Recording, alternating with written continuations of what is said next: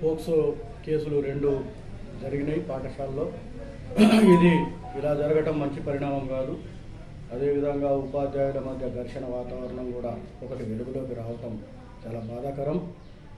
ముఖ్యంగా పాఠశాల అనేది గుడి లాంటిది. విద్యార్థులు మనకి బిడ్డలు లాంటి వాళ్ళు.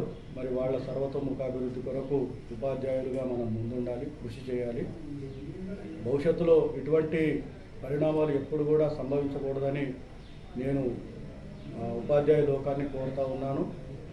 ముఖ్యంగా మన దగ్గరకు వచ్చేటటువంటి విద్యార్థుల్ని అన్ని రకాల జాగ్రత్తలతో విద్యాబుద్ధులు నేర్పి వాళ్ళకి సమాజంలో మంచి విద్యార్థులుగా అందించాలి. మరి తల్లిదండ్రులు ఎంతో నమ్మకంతో మన దగ్గరికి పంపిస్తారు కాబట్టి ఇటువంటి పరిణామాలు మంచిది కాదు అని నేను మీడియా ముఖంగా తెలియజేస్తూ ఉన్నాను. భవిష్యత్తులో ఇట్లాంటి విషయాలు పునరావృతమైతే కఠినమైన చర్యలు ఉంటాయి. శాఖాపరమైన చర్యలు తీసుకొని ఎటువంటి ఉపేక్షించడానికి అవకాశం లేకుండా చర్యలు తీసుకుంటాం.